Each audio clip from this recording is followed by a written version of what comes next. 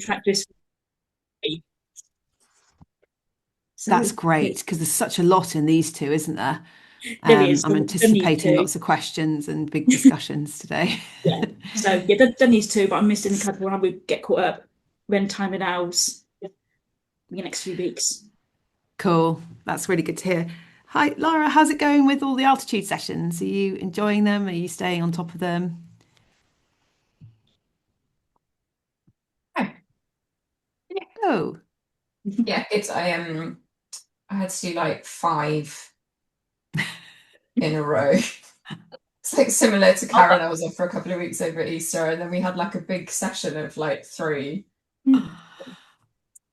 Yes, it was quite a lot. I'm not sure how much of all of these techniques your brain can actually retain. I think yes. Yeah. there's like a couple that stick with you, and the rest is like today, the conscious, unconscious, whatever craziness. I'm not quite Yes. sure I was feeling that Yes. one.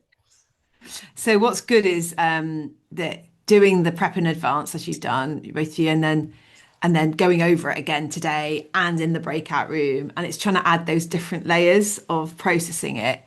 And actually, it's picking, isn't it, the ones that are really relevant and applicable at any one time. But what we're doing is, it's like you've got that bag, and you're putting your tools into the bag, and some of the tools you're using all the time. Like I imagine support challenge matrix comes to mind all the time, communication code, five voices, these ones you use all the time. But then you have these other little tools at the bottom of the bag. And in some ways you won't remember they're there until you hit an issue or a problem where you go, oh, these big tools aren't actually going to solve that. Oh, hang on a minute, I've got this little tool, let's just try this. It'll be somewhere in the back of your subconscious for you to pick out and try. But also, it's finding that way to keep going back over them and keep, reminding us and remapping them as well. So trust, trust the process. I know it's a lot of tools coming at you all the time. Alex, how's it feeling for you? Good. This the one we're going to do today, all the unconscious competence and all that, I found really interesting. Good. There's a lot of incompetence out there in all kinds of shapes and forms. So I was identifying with a lot of it. So good. Okay, I'm really forward to looking at it again today with you. We love this one, Claire, don't we? The developing of this one. So good. Leanne, how's it feeling for you? Sort of health check-in with altitude. Be I'm honest. quite far behind, I'm not gonna lie. I'm drowning a bit at the moment, just in Okay. my general job. So this Yes. is it's in the pile of things on my Yes. list of to-dos, which is very long. Yeah, bless you. I mean, one thing I found helpful with it is it can be on the to-do list as a task, or it can go into the self-care bucket. Yeah. And I found that that's where it sits most helpfully for me is when I do it for myself. I do it to invest in myself. It creates more energy for the tasks. Yeah. So it goes in my diary as a different color to my tasks. It goes in as my energizing color. And that reminds me that Laura, you'll feel good after you've done this. Yeah, it might feel like a task when you see it in the diary, but actually you'll be excited, you'll be singing, you'll be, solving problems when you do it, which will save you time. So it's one way of just thinking about it. But yeah, I appreciate the time. Hannah, how's it feeling for you? Mixed bag in all honesty. I think the blue over took over in the sense of I wanted to do everything perfectly and then it was taking too long and then I got behind and then that kind of thing. So what I've kind of now done is I've got some sessions I've still got to catch up. I'm so close. Claire's been really helpful with the support of trying to get me along to catching up. Is actually staying on top of the ones now in the future and then trying to fit in the past ones. So I'm nearly there. Well And then done. watching the videos back of the recordings. So I'm really grateful we have those recordings that I can go through on the sessions I've missed. So yeah, a whole mixed bag, but actually loving what I'm doing. I just Yes. struggled to find the right rhythm. Yes. And in the end, to be honest, I squeeze it on Sundays and Saturdays. I think for bits for me, but then Yes. that's fine. I enjoy doing Yes. it now. But yeah, it's Yeah.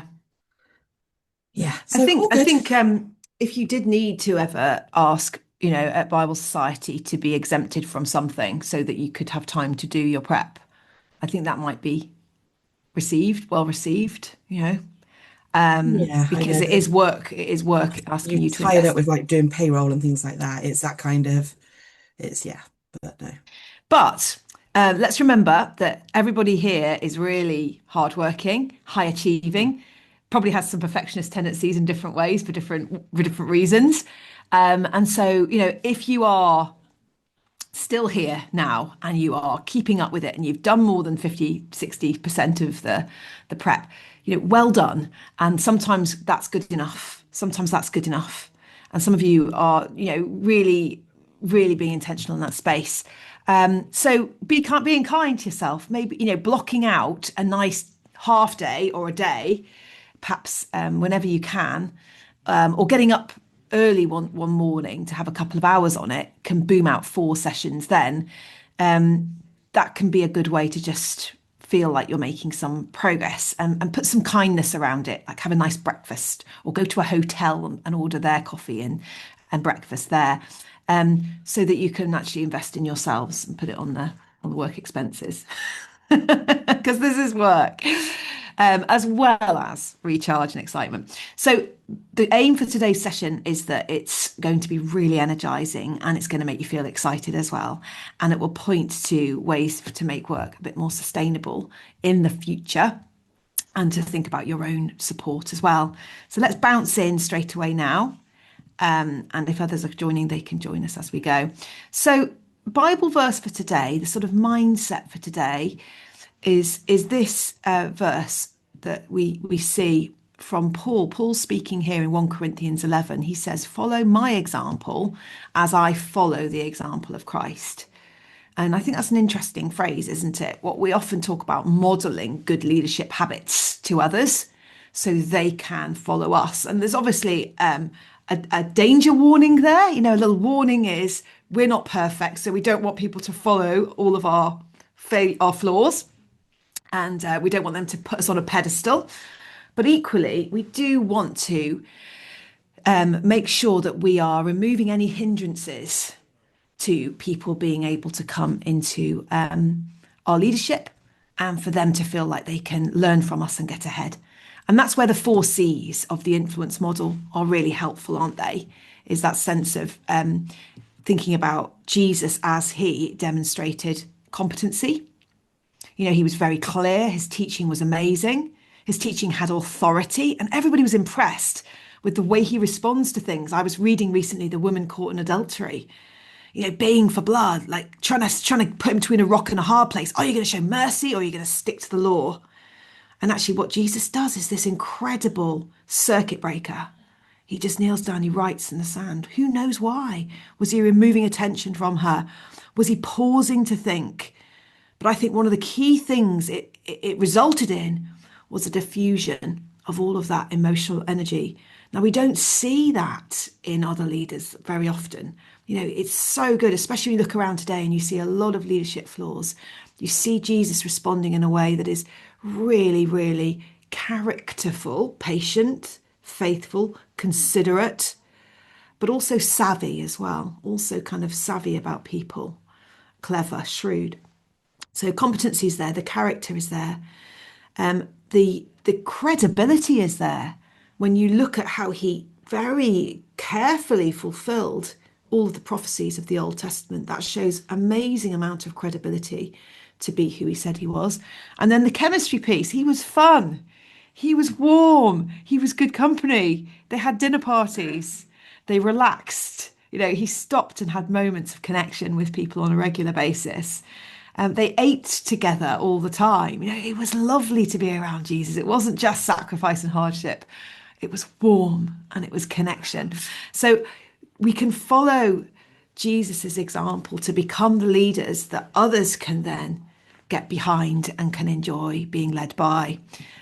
So the example, I think, that sums all of that up, that you might want to go to at some point if you're looking for a good bit of scripture perhaps to start tomorrow morning with, is John 21, where Jesus reinstates Peter as a leader who is walking in his footsteps, a leader who he has developed, who he has shown time and time again how to have those characteristics, the 4 Cs, and who he has taken around the developing others square to the point where he says, you know, you now are going to lead. I'm going to reinstate you here.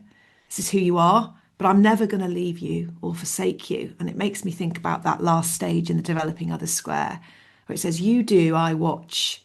Jesus hasn't gone anywhere. He's with you in your leadership.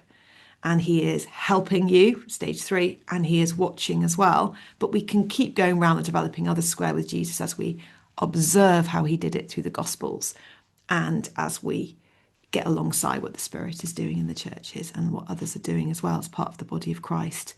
So the developing others square is perfectly represented in the church. So I hope that's encouraging to you when you think about leadership. Good, little example to share. So our recap today is the core process in terms of these 4 Cs, how we build our influence and impact, and indeed think about our own self-preservation as well. And what we were doing, listening to in that video this time, was a mapping really of the influence model alongside the 5 circles of influence. So you're asked to consider these 4 Cs in light of yourself, your family, and your team. So if you haven't got those notes in front of you, then you might want to do a bit of note taking now. But if you have, just check out what you put down. So what was your work on for yourself? In the area of self, my work on when I last did some work on this, and went over it recently, is the area of chemistry. I think with myself, I'm pretty good at being competent and keeping good enough time for things, hopefully being credible. I don't doubt that really. Character, my guardian second voice, my blue colour second voice means I have to do things really thoroughly and make sure that I'm faithful and I go back and if I've got something wrong. But the chemistry piece, I'm not always kind to myself and I don't always have fun. I don't always allow myself to have a bit of fun or to plan a treat. So when I was reading that, I thought it's really important. I'm at my parents' right now, and I'm there because my dad's having an operation on tomorrow morning early, so I can get up and help take him to the hospital. And I'm going to work from here. And I knew I was going to work from here and take my dad to the hospital.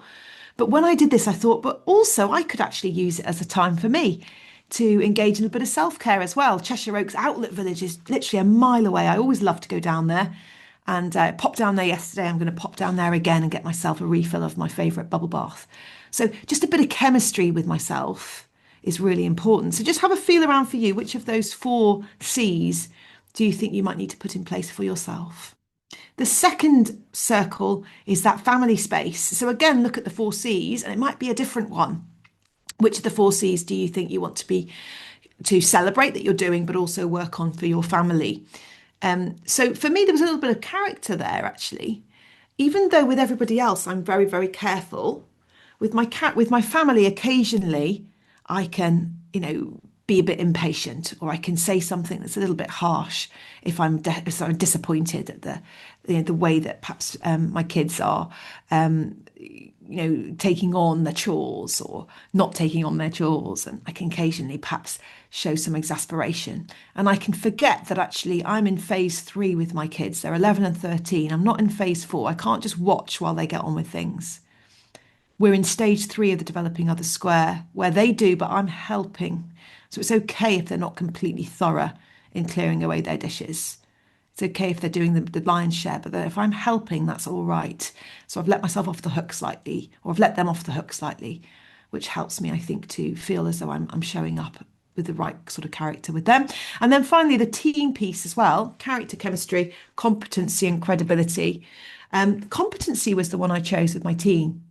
I was noticing that I was writing my blog. I have some help with my blog. Lucy, who works with us on Mondays, she does all of the proofreading and putting out to our mailing list the monthly blog. And quite often I was leaving it to the last minute, or she was coming on a Monday and I was still finishing it off. And that just, I think, undermined my competency slightly, and also undermined the quality of the product at the end, because we were running out of time and not able to do it and check it as well as I'd like to. So I put that in place. I've now gone through my diary and I've scheduled when I'm going to do my blog preparation and not leave it to the last minute. So think about those three areas. For me, it was a different C for each of those three. For you, it might be the same C each time because that's always going to be the one that you want to be working on. But also give yourself some credit, celebrate the areas that you are being really intentional in. So that was the first way that I looked at that lens. Just going to see and pause. Are there any questions on that module before we move to the next? Anything on that makes sense? Good. So I thought I'd just show you some examples there of how to apply that tool. Now you noticed I was sort of toggling slightly between these two when I was thinking about how I was bringing my character, my leadership to each of those different spaces. And the developing others square is just a really brilliant way for us to assess what stage we're at with each of our different spheres and who we have that we need to invest in. So be thinking that, is there one person on my team or in my family or even myself, on which stage am I at? So be thinking that through as we just go through. So hopefully I can throw in some extra insights. It starts, developing somebody else starts in this space where you need to give them something to follow.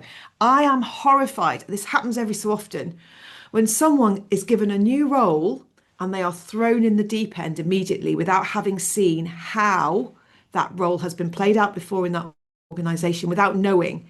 I came across that not so long ago in education, where a deputy head was appointed to a school and was asked to give the briefing to the staff on the very first day of term, not knowing, how that went. So actually, I do you watch is a really important stage. How can you demonstrate to those in your team the competency level or how to behave, the character level that you want them to come across, even the chemistry level, if it's a networking event, how can you demonstrate good practice? Now, it doesn't have to be you. It doesn't have to be you. You don't have to be competent in every single area of the roles of the people you lead. Think about the Prime Minister. He doesn't know loads about every department, or she, that they wouldn't know, how to do justice as well as in the last government. Just thinking about our MP, Alex Chalk, he'd been a lawyer for a long, long time. He knew justice inside and out, but he didn't expect Rishi Sunak to know justice. Rishi Sunak knew finance, and that's okay. But Rishi was still his line manager. So think about it that way for you. Don't feel you have to hide if you don't have complete competency in the areas that are the expertise of those you lead. But somebody else might have expertise that they could learn from. Who is that person? Is it someone within the Bible Society? Or is it someone in another organisation they could learn from? Or is there some really good practice on YouTube or on another platform that you could say, I saw this video, is there anything to learn from there? Or if you just ask the question, who can you learn from? Who is ahead of you in this space? Who can you learn from? And it might be a bit of friction. There might be a bit of time and a bit of resource needed there. But everyone should have someone who's ahead of them that they get to watch and see. And we've never had more access through all of the social media we have, YouTube videos galore, TED Talks galore, to actually learn from people who are world class at what they do. So how can you just ask yourself at that level? And you were asked, I think, on the videos to give it a sort of rating. So out of 5, to what extent are you seeing good practice and are you matching up good practice for your people? Next stage is where you're immersed in activity. And this is where I do you help. So who do you have who you're getting alongside you to help you in what you're doing, to bring something of value to it, but not to take the leading role? So think here about partnering. Think here about taking someone along with you on a journey with a particular project, or if there's a face-to-face opportunity where you're going to meet somebody, who could you take with you? You could do some work in the car, or on the train, but you could also then get them to help you in it as well. And that's where people develop this thing called conscious incompetence.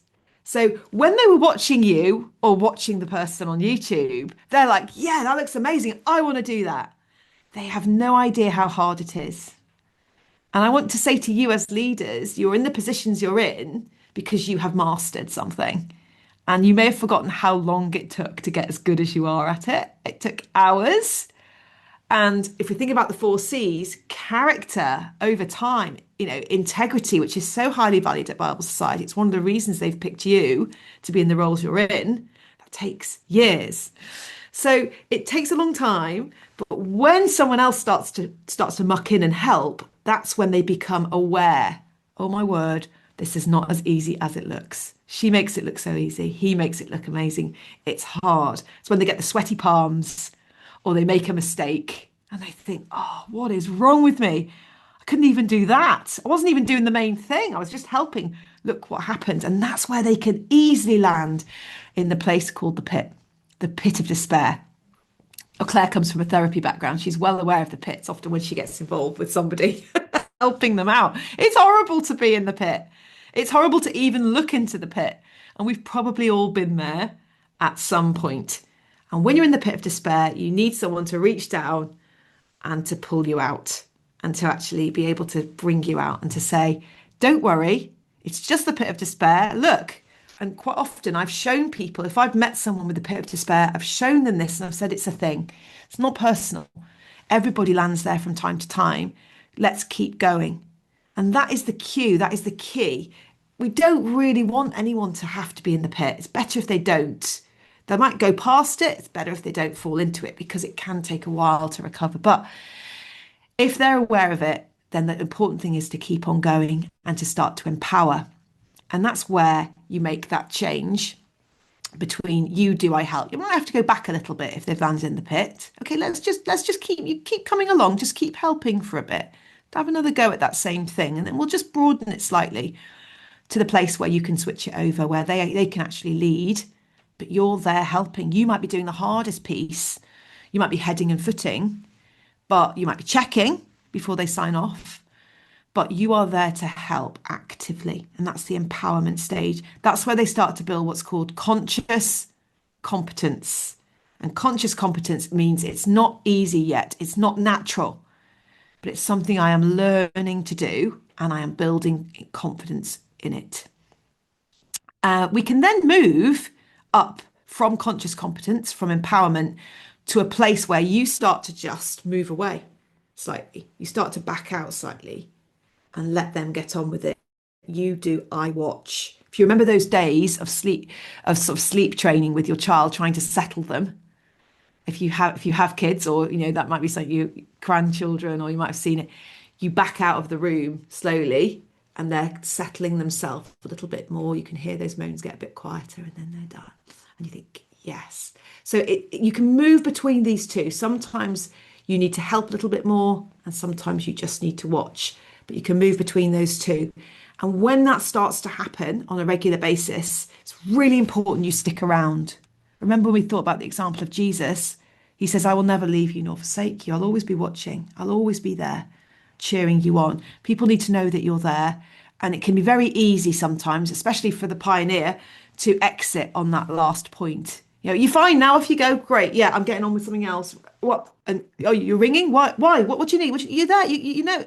No, they need to know you're still there and that you're helping, and that can help them to move on. The clock in the middle is a reminder that this takes time. It takes years. It takes a long time. And it is one of the key things as a leader that you say, have I really got time to do this? But have you got time not to? We have to develop that succession plan for us to be able to keep moving into the spaces where we want to be. But you do need to leave time for it if you can. The green room is something that's appeared on this tool. You probably haven't seen this before, but it's a fairly new addition. And the green room is that space people are in before they go on the stage.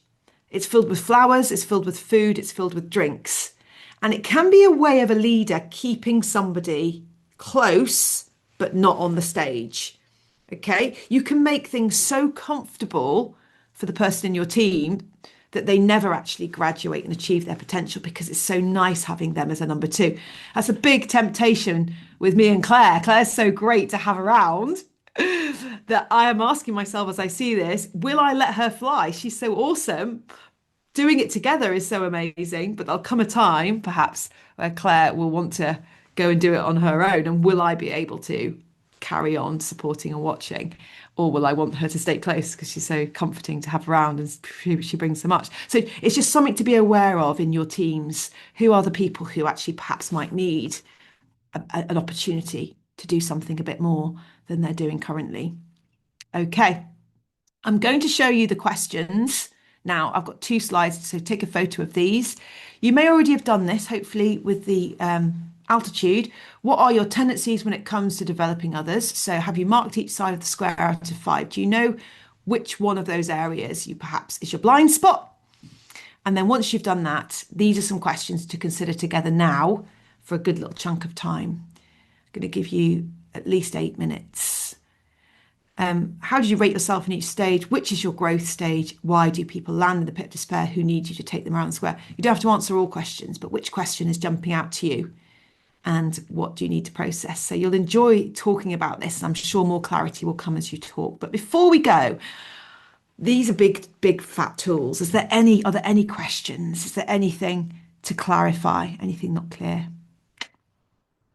If not, hold those thoughts and bring them back when you come after your breakout room. See you in a bit.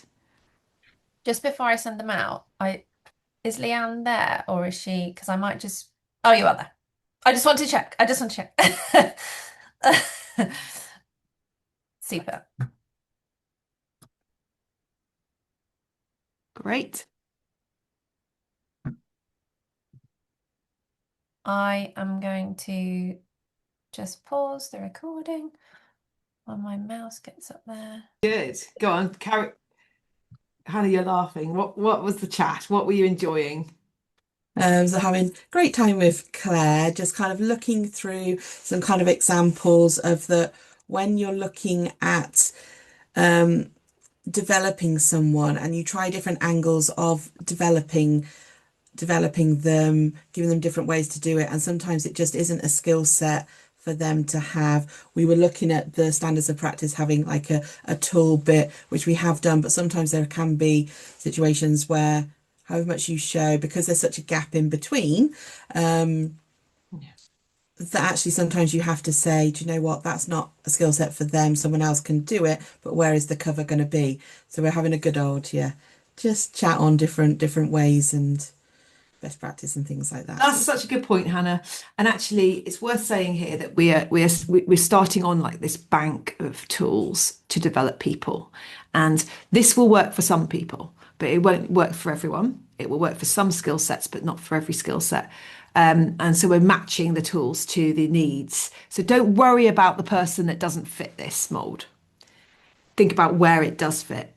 Where does it fit? And sometimes I think with sometimes you try somebody, you start taking them around the developing others, and then it becomes apparent that actually that's not going to work for whatever reason. They might not have that capacity, that capability, or they might not be in that health space to do it. So then it's a case of thinking who else, like you said, there's a gap. Who's going to fill it? Where are we going to look to it? Yeah, great question. Karen, how about you? Did you identify anything particularly helpful? I mean, your box itself, I do tend to use sort of quite often, to be quite honest. Like I say, I've come into a team where not everyone's sort of trained on every single thing. Can you still hear me? You've sort of frozen. You can. Where not everyone's sort of trained on the same sort of jobs or whatever. So I have been sort of going through that process, empowering more people to be involved, and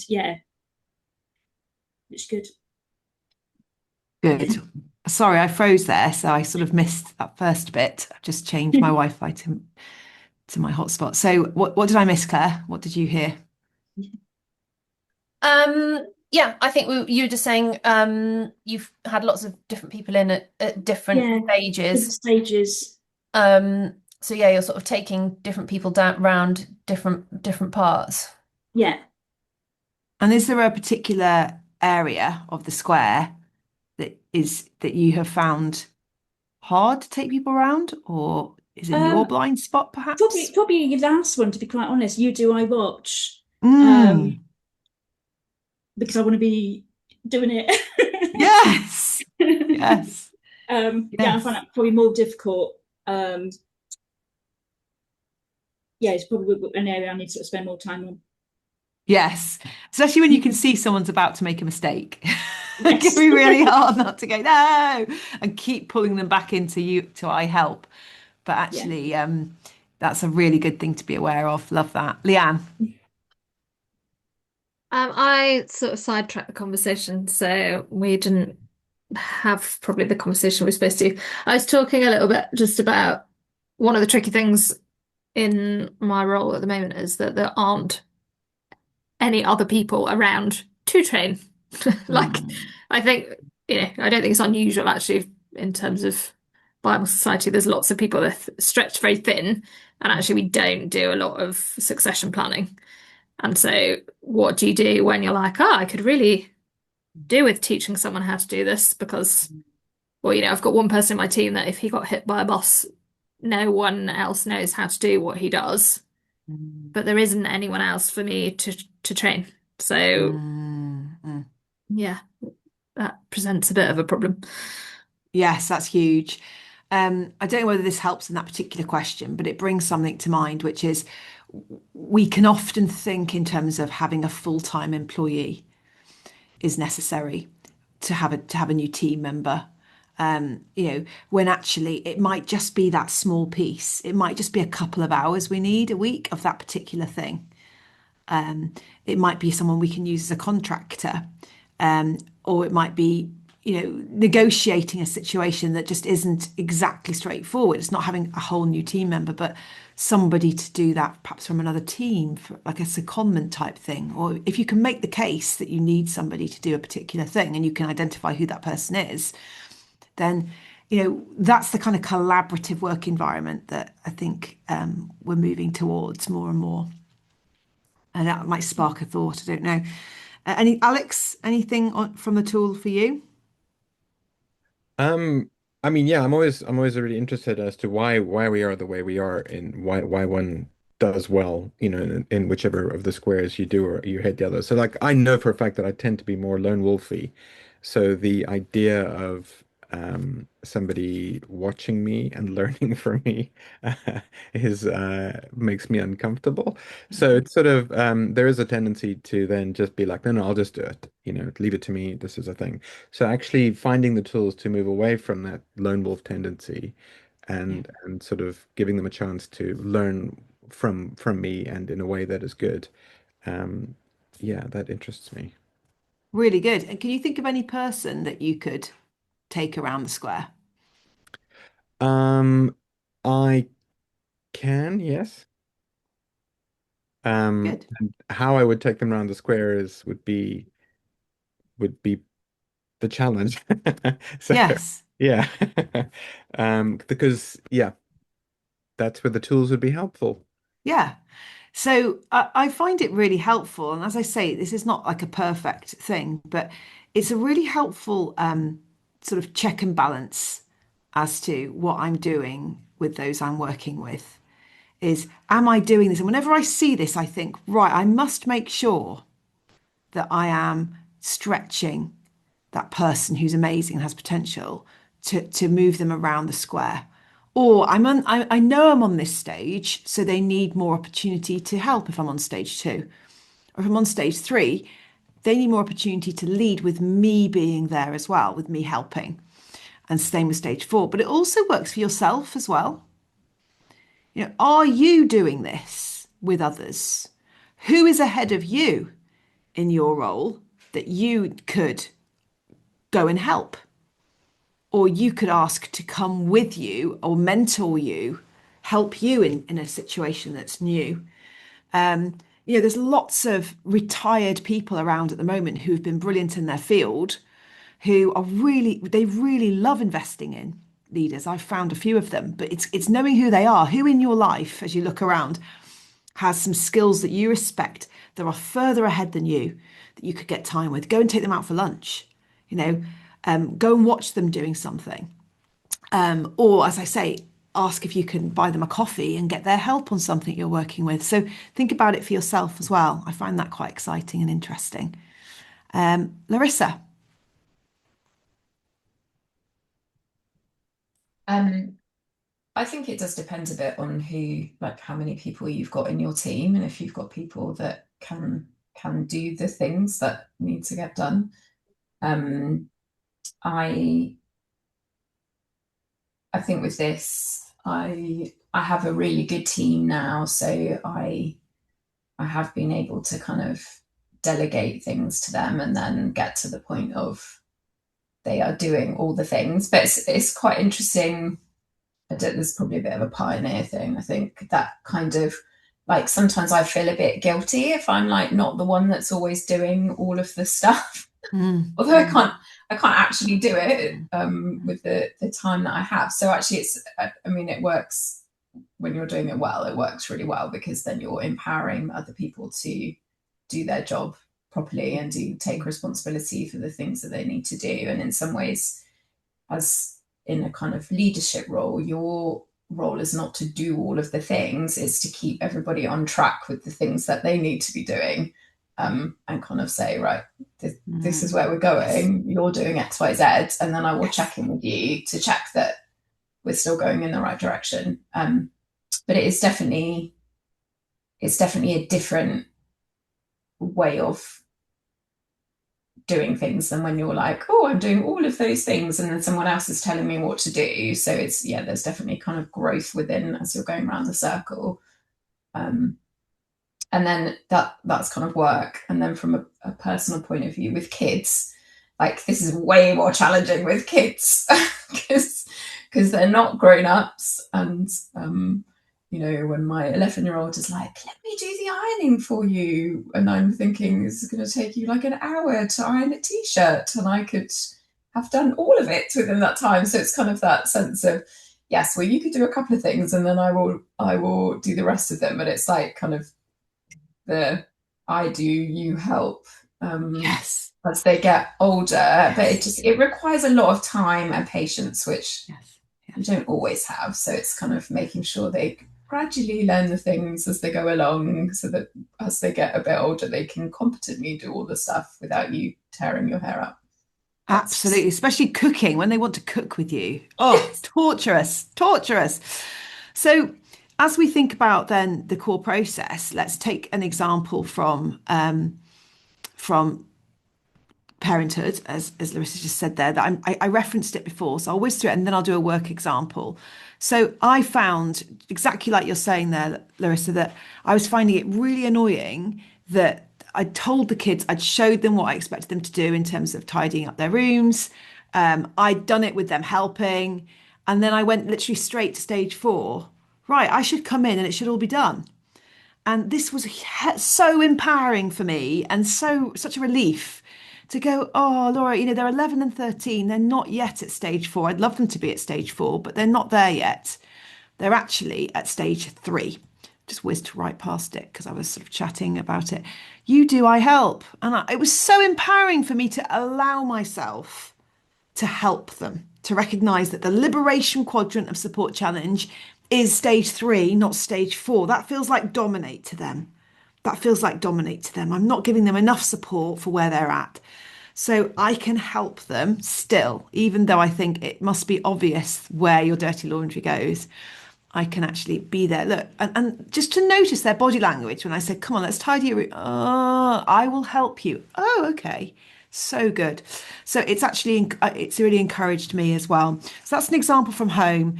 And then an example, I think, from work would be thinking about who is it who, I am allowing to watch me do stuff a bit too much, who I actually need to encourage to muck in a bit. So think about that for yourself. Is there somebody else who you can give a piece to? So just say leading a meeting as the leader, who can you say to them, right, you lead this agenda item. Okay, they might get it wrong, they might mess it up, but just give them a deadline, give them 5 minutes. Okay, let them do it. But something that's not too high stakes. That's a nice way to encourage them to be comfortable leading a meeting and to bring on those capabilities.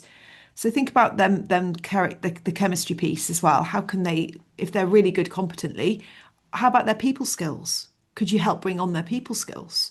So that's where the two tools mesh. So thinking then about the core process, which is something that you need to call and own, respond and execute. So one for me not that long ago was me calling it that I wasn't working closely with someone who was ahead. And yet I needed to see good practice and I wanted to start helping somebody who actually could show me good practice.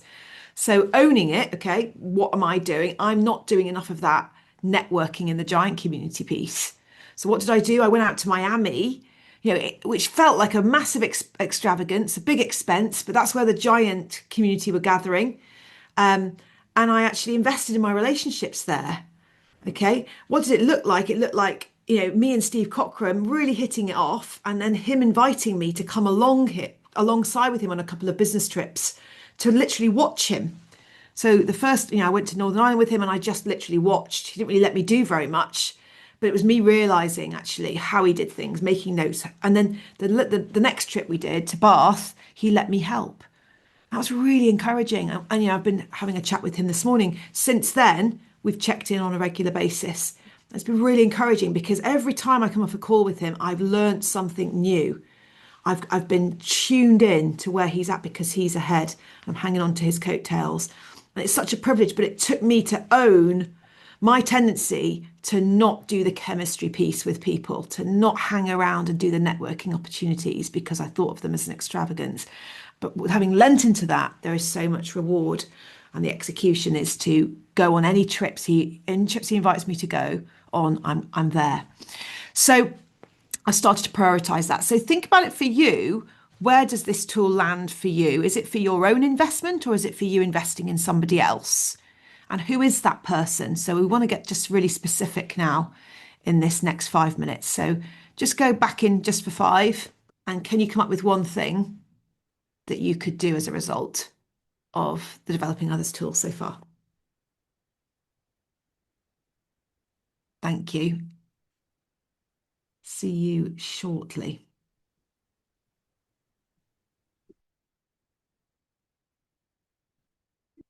Thinking about a lot.